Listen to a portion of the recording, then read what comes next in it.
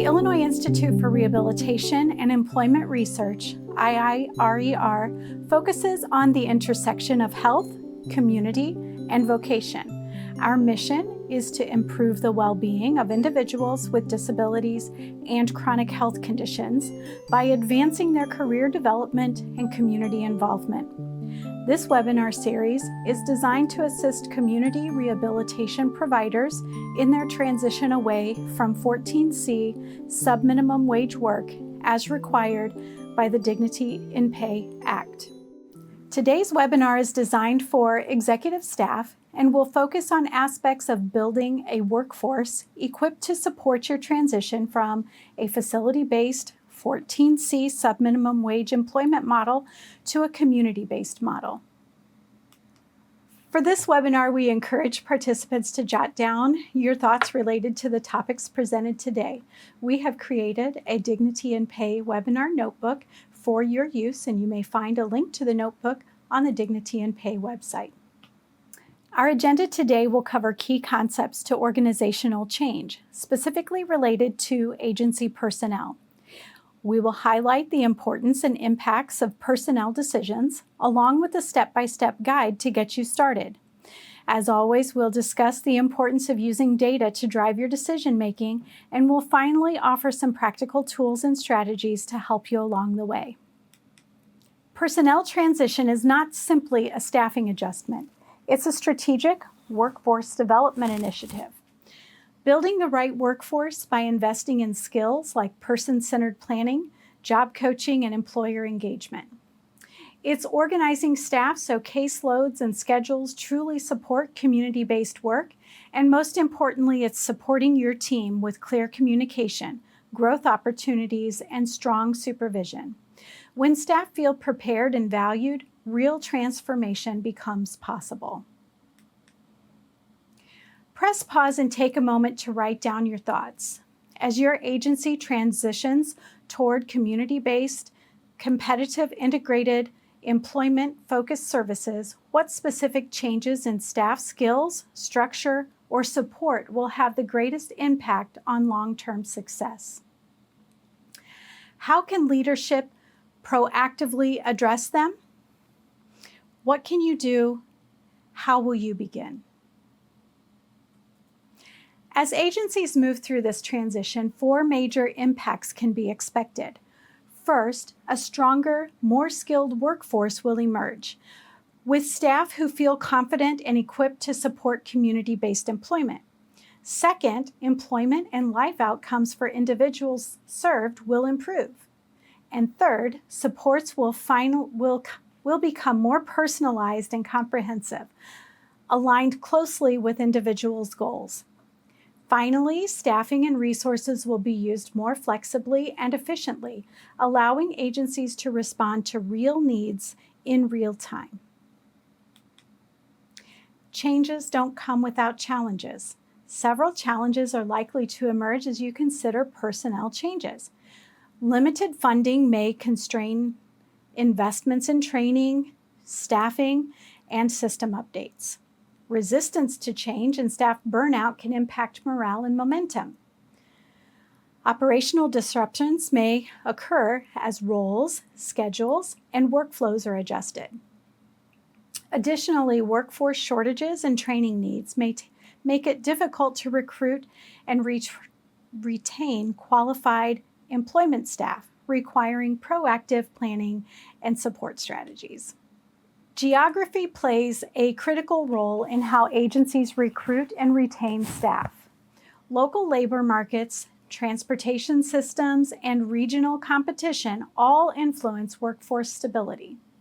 To support competitive integrated employment goals, staffing structures and service models must align with community realities. Ultimately, location and service design directly affect an agency's ability to attract qualified professionals, prevent burnout, and sustain long-term transformation.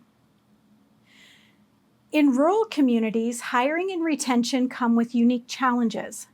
Smaller labor pools can make it difficult to find qualified employment staff, and long travel distances may increase fatigue and turnover risk.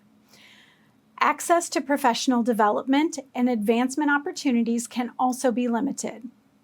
At the same time, rural areas offer strong community identity and mission-driven recruitment advantages. Staff visibility often strengthens purpose and connection to the work, and cross-training builds versatile skill sets. Ultimately, sustainable workforce strategy in rural regions depend on community-rooted recruitment, flexibility, and investing in internal talent development. Agencies can start by developing grow your own strategies, upskilling current staff, and creating clear pathways into employment-focused roles. Offering mileage reimbursement, flexible scheduling, and clustering travel helps reduce burnout and financial strain. Building recruitment partnerships with local colleges, workforce boards, and trusted community leaders expands the hiring pipeline.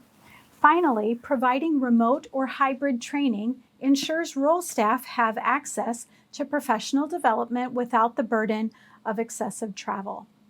In suburban regions, workforce strategy must address geographic sprawl and rapid growth.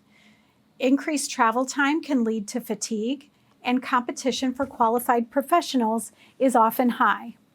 Inconsistent transportation access may also limit the applicant pool. However, suburban areas offer expanding labor markets and emerging industries that will attract mission-driven professionals. With thoughtful recruitment and flexible scheduling, agencies can successfully build and retain a strong workforce.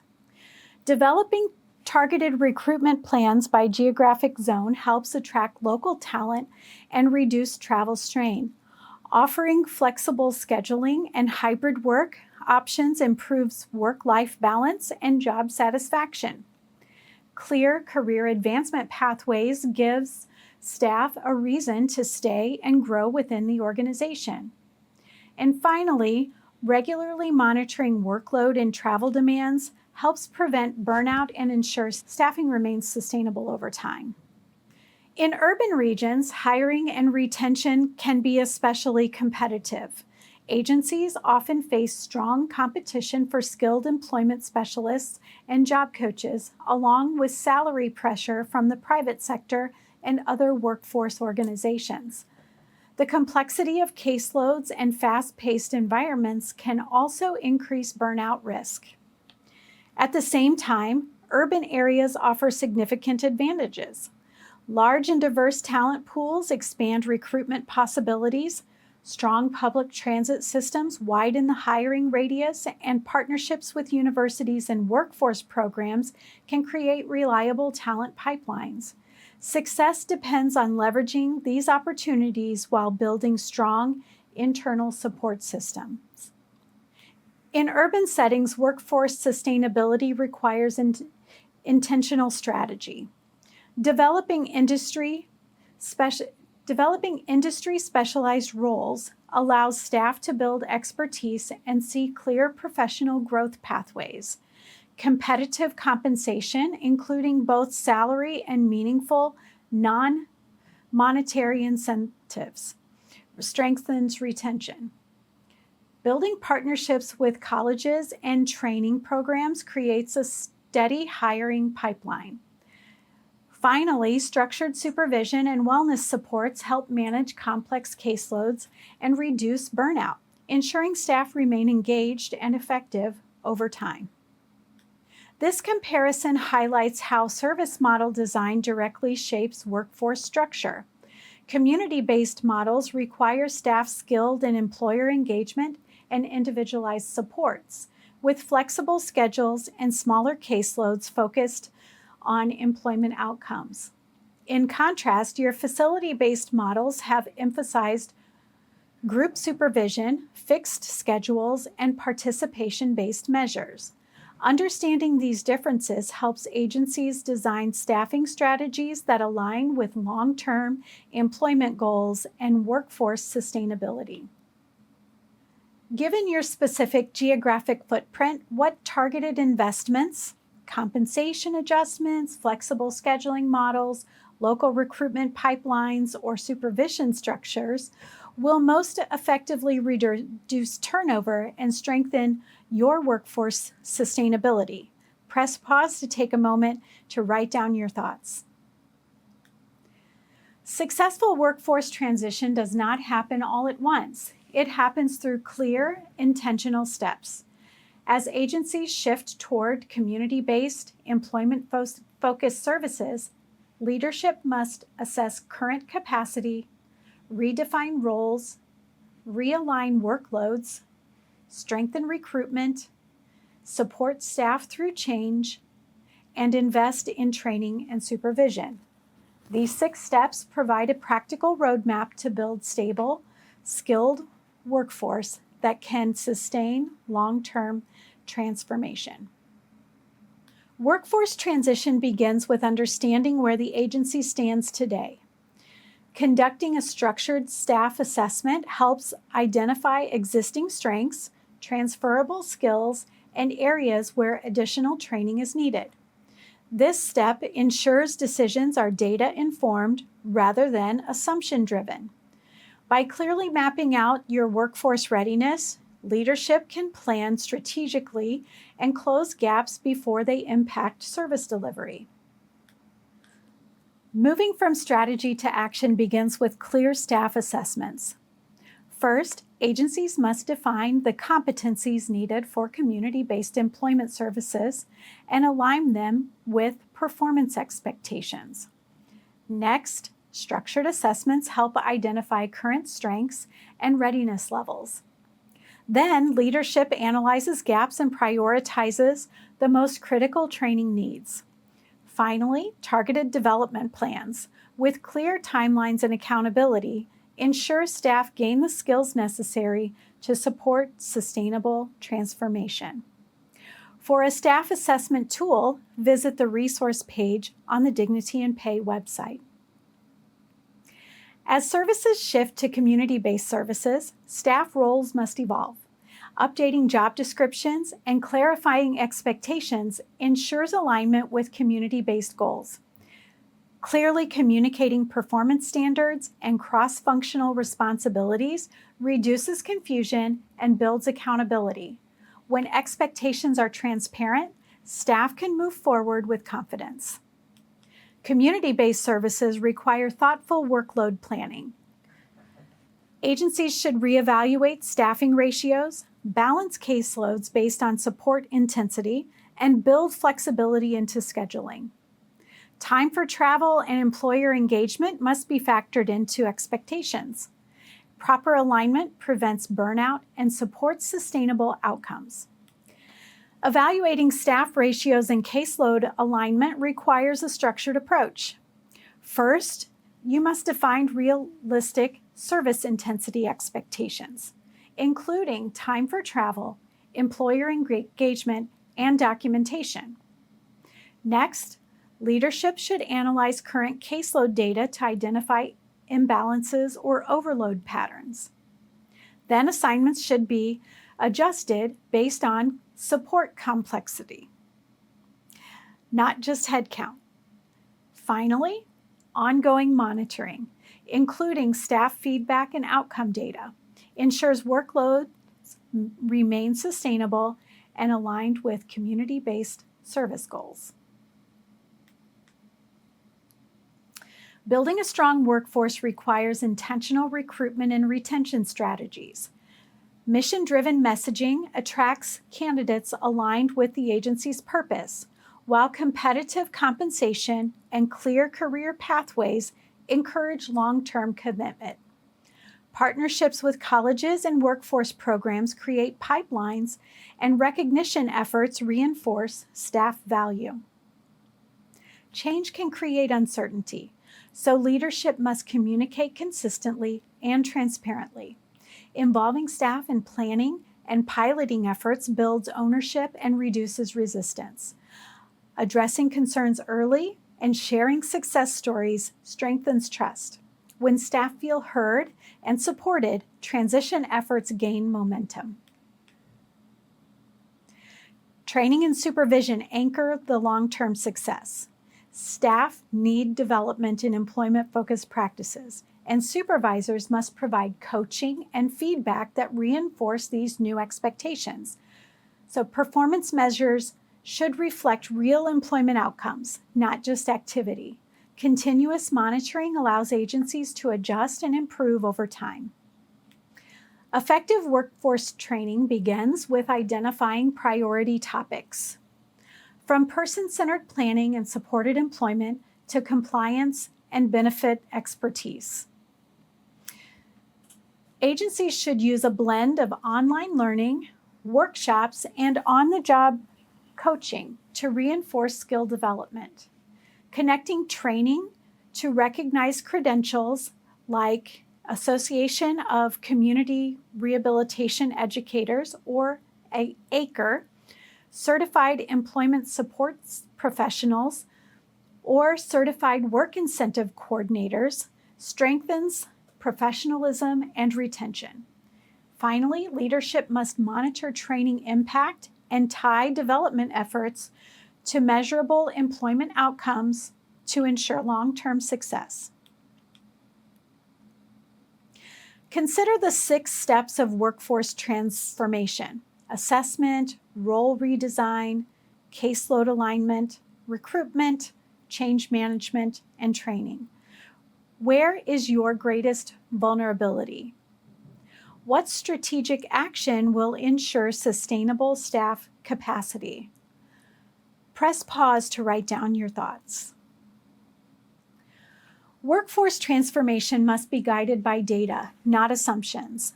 By tracking financial efficiency, workforce stability, participant outcomes, and compliance indicators, agency can make informed staffing and reinvestment decisions.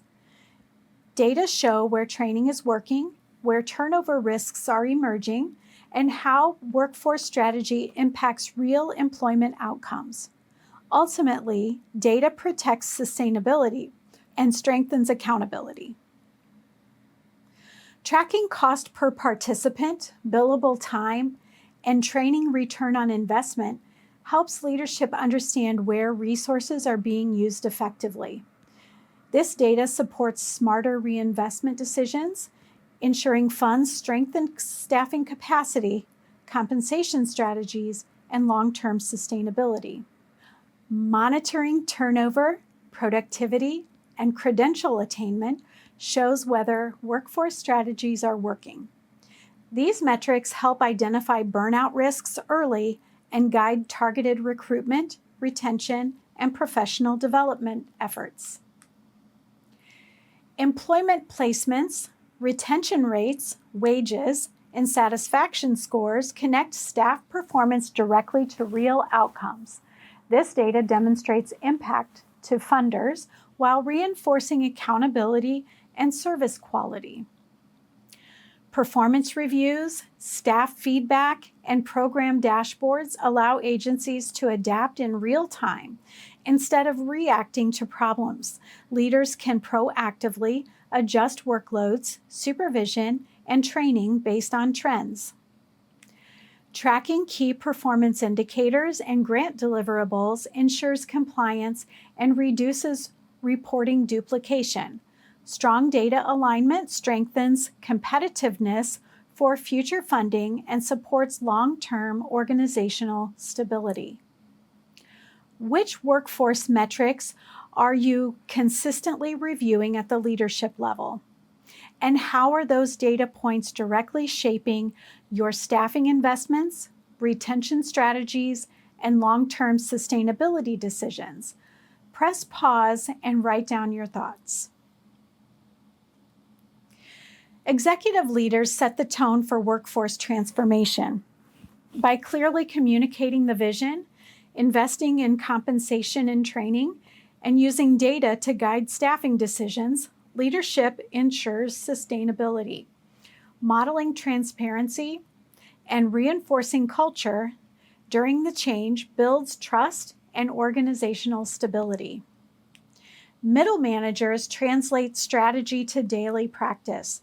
They balance caseloads, monitor workload sustainability, and provide coaching that strengthens staff skills.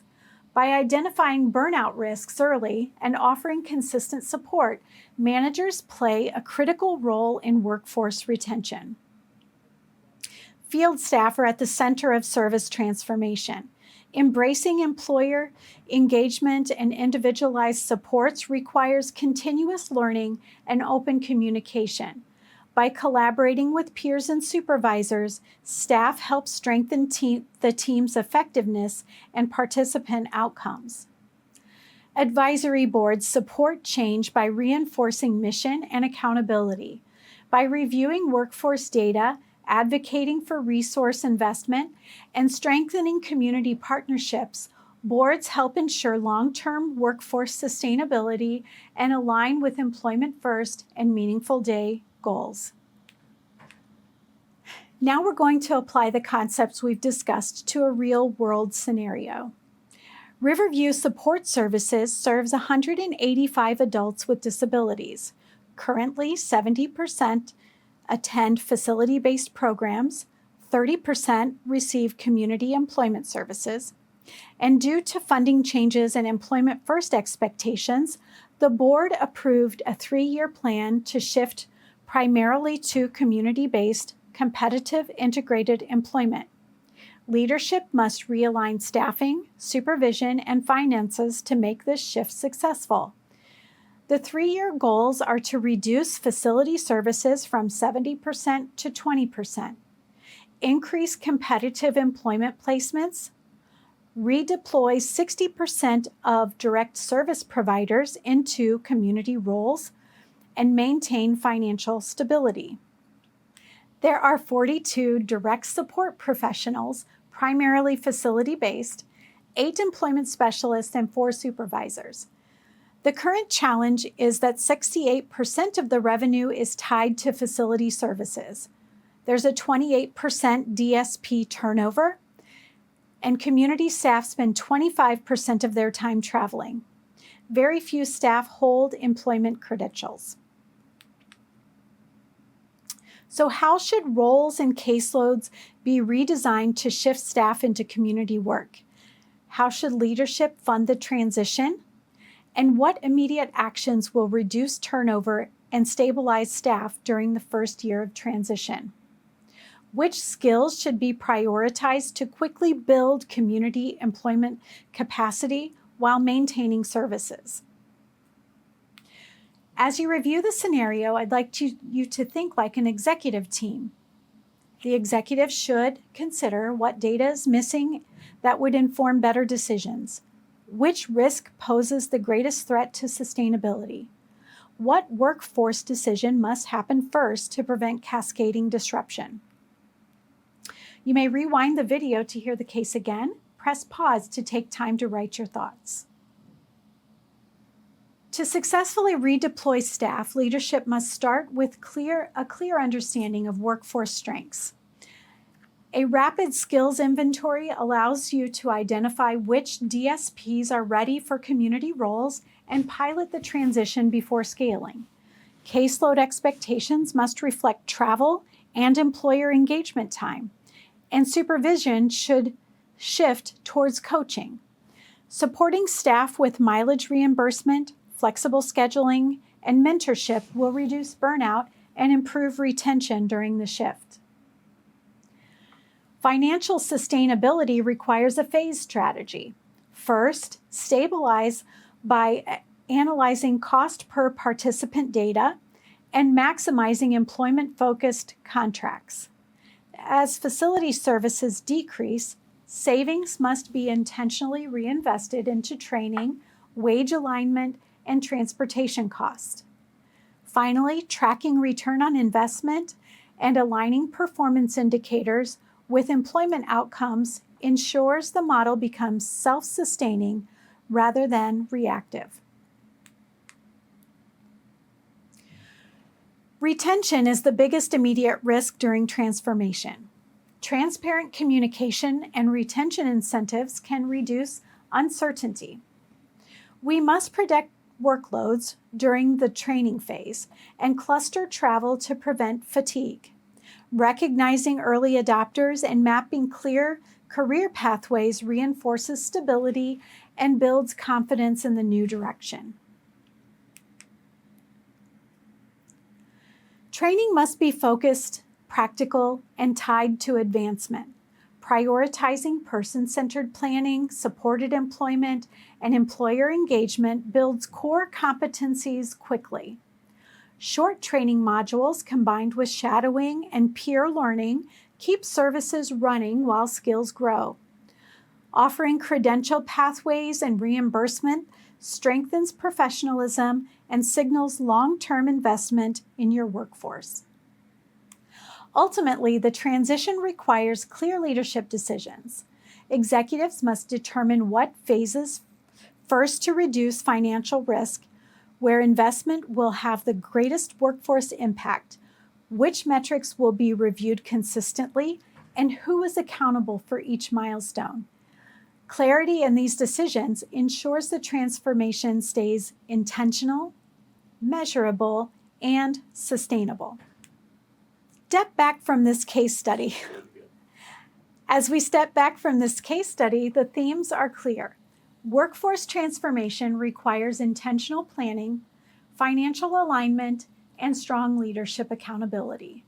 The lessons from this scenario mirror the realities many agencies are facing.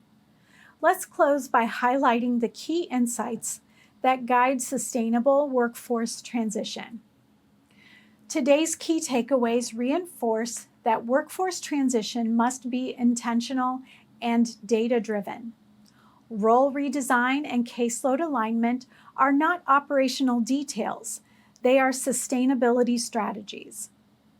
Recruitment and retention efforts must reflect local labor realities, and training investments must be tied to measurable outcomes.